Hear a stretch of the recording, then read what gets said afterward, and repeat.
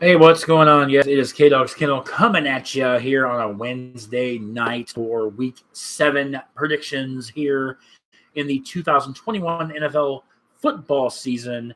A lot of fun. At least I have like rocking out my Packers overcoat. Well, not really overcoat. It's just as the weather is getting a little cooler. Rocking this out tonight.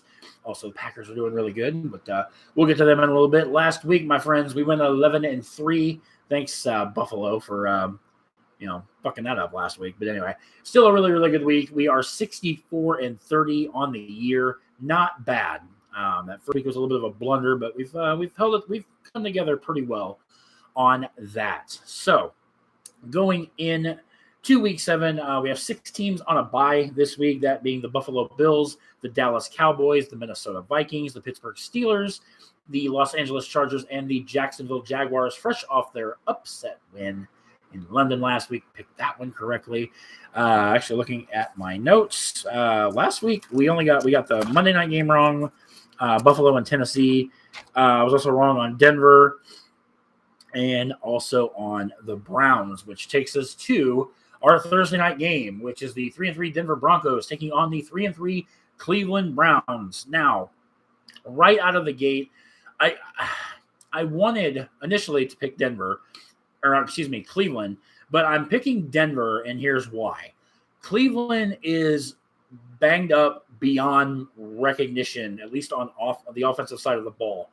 Baker Mayfield out, Nick Chubb out, Kareem Hunt out. That's 3 really good playmakers for Cleveland's offense. And now, do I really feel comfortable picking the Browns in the hands of Case Keenum? No, I don't. I've never been big on Case Keenum. There's a reason he's been a backup the majority of his career. That being said, I think there's a couple big defensive guys out for Cleveland as well. Cleveland's just gotten bit by the injury bug kind of at the wrong time. That's why I'm taking Denver here in this opening game of the week. Next up, we have the 3-3 Carolina Panthers. What a fall from grace they've had. Started 3-0, and now have lost 3 in a row. Taking on the 1-5 New York Football Giants. The Giants, another team marred by a lot of injuries right now. I don't feel comfortable picking the Giants. I've got Carolina going over. Pretty good chance. Panthers coming off a bye, I believe. No, maybe not. Hang on. Were they on? No, what did Carolina do last week? They got beat. Oh, I'm sorry. They lost to Minnesota. That's okay. Possibility of Christian McCaffrey coming back. That would be a humongous boost to that. Again, not sold on Sam Darnold. I started. I think he's done better in Carolina than he ever did as a Jet. But that being said, I'm actually going to give the nod to Carolina on account of the Giants. Again, both sides of the ball banged up. Saquon Barkley's banged up. Daniel Jones is a little banged up. They're banged up at receiver. Sterling Shepard. I think Kenny Golladay is still banged up. Like I said, just a lot of injuries for the Giants. I'm not sold on them, despite they're at home, kind of like the Browns. I mean, the Browns are the home team, but they're also, both of these teams marred by injuries. I got Carolina going over in that one. Next up, the 1-4 New York Football Jets taking on the 2-4 New England Patriots. 2 teams at the bottom of the AFC East, but one of these teams, I don't want to say doesn't compare with the other, but this is like comparing apples to oranges. The Jets, the Patriots. There's no doubt in my mind. I'm taking the Patriots all day in this game.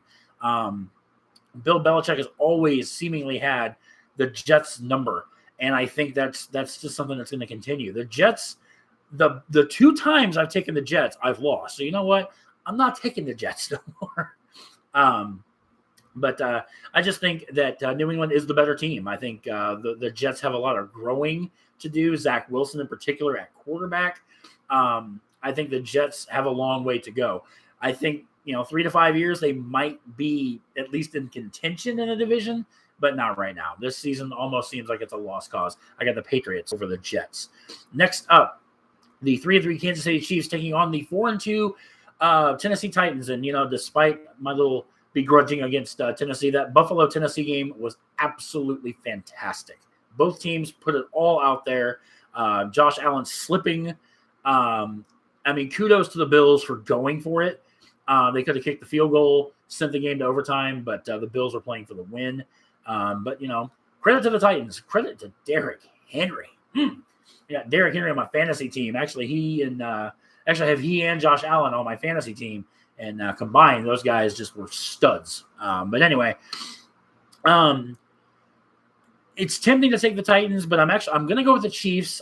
I'm not sold on the fact that I see a lot of people saying the Chiefs are done and things like that.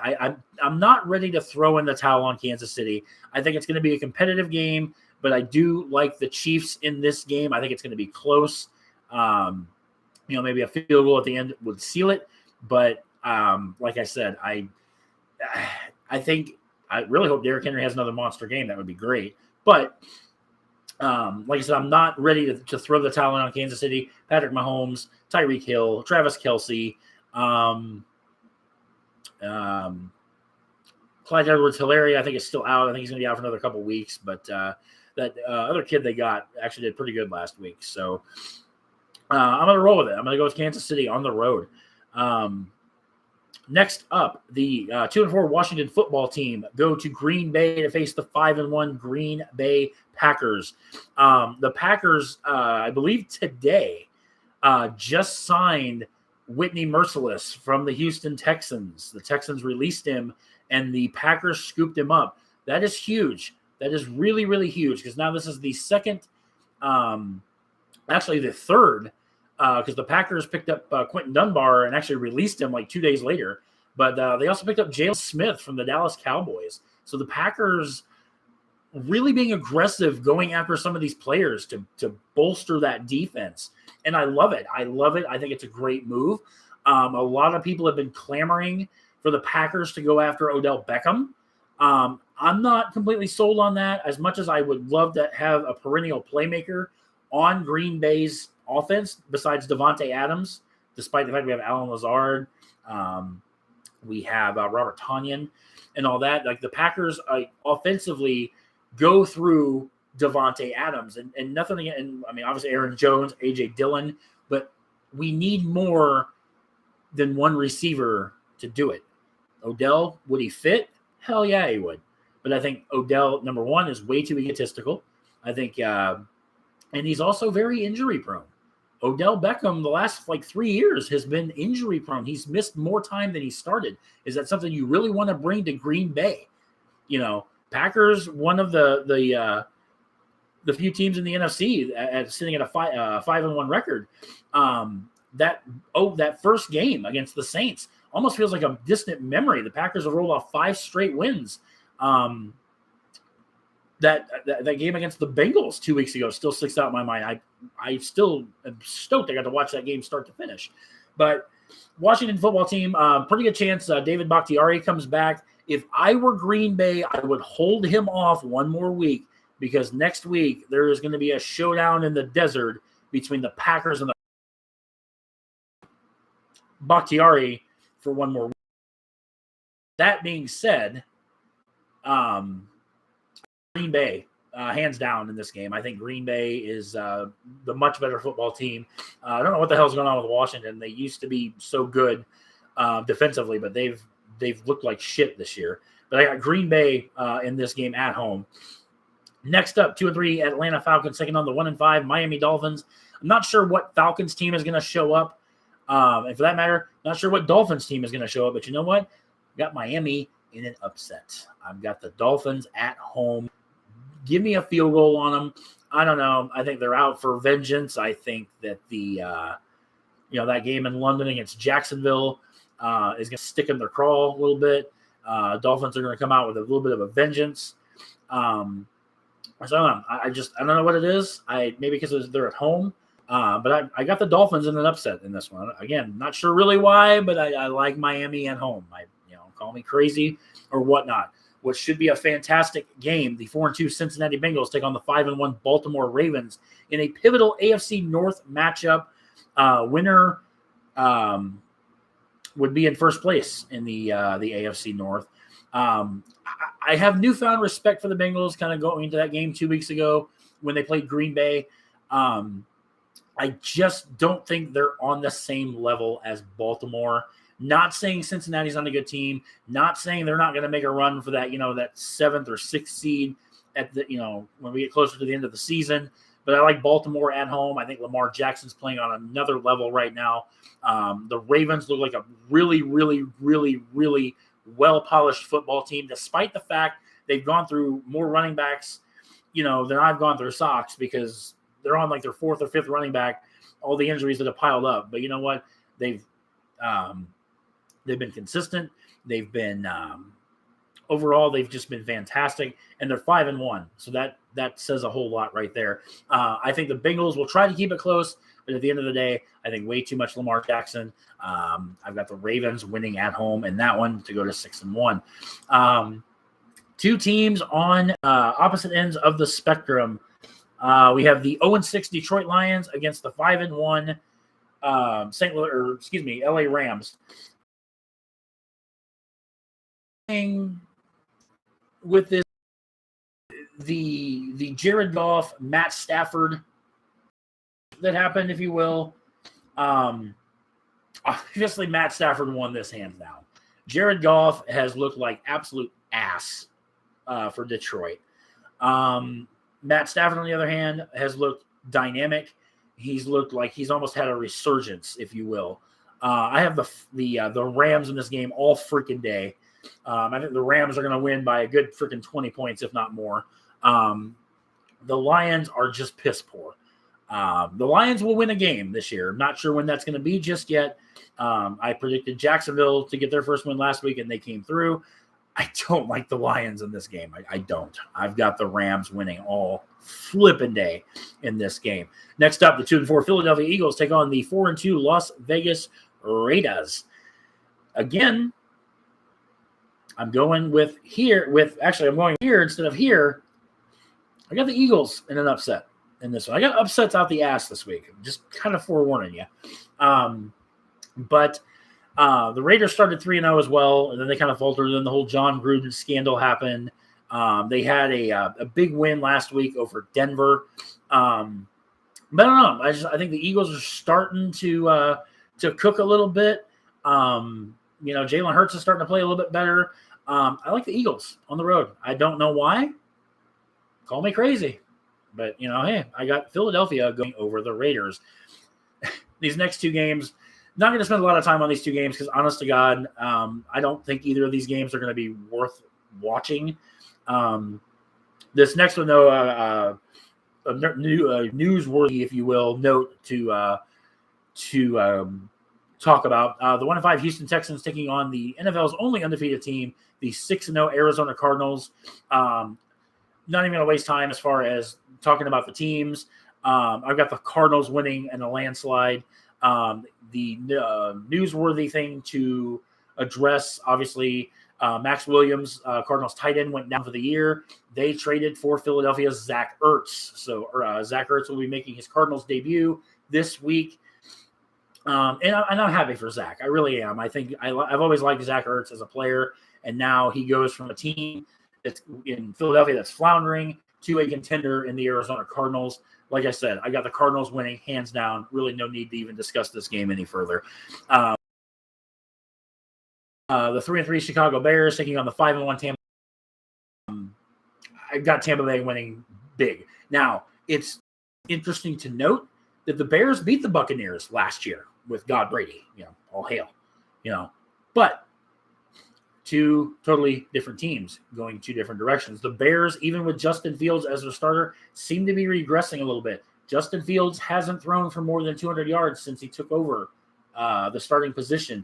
Now, granted, Tampa Bay's defense is very, very suspect, but Tampa Bay has a better team all in all. I got the Buccaneers winning, not as big as maybe Arizona, but I do have them winning pretty big. I mean, I don't do the whole score thing, but Tampa Bay, hands down, over Chicago. Sunday Night Football, we have the 2-4 Indianapolis Colts taking on the 2-3 San Francisco 49ers. The 49ers were off last week. Not sure if Jimmy G is going to be playing in this game or if it's going to be the rookie Trey Lance. Either way, I like the 49ers at home. I think having the week off is going to help them. Pardon me. I think the 49ers, they've kind of been bitten a little bit by the in-bug as well. But I'm not 100% sold on the Colts, especially on the road. Give me San Francisco at home against Indianapolis. Monday Night Football, we have the 3-2 New Orleans Saints, fresh off their bye week, taking on the 2-4 Seattle Seahawks. The Seahawks, another injury-riddled team. Russell Wilson out multiple weeks with the finger injury. Geno Smith is absolute garbage. He has been since the day he came into the league. I'm not sold on Geno Smith. I never have been sold on Geno Smith. I never will be sold on Geno Smith. Just want to throw that out there. Anyway, and also Geno Smith fumbled the ball last week against Pittsburgh. The Seahawks could have easily, won that game. Geno Smith fumbles the football. Steelers capitalize, and win the game. I have the Saints all day, despite the fact that Seattle is at home. Jameis Winston, a little bit of a resurgence, if you will, in his career, playing much better than he did in his days in Tampa Bay.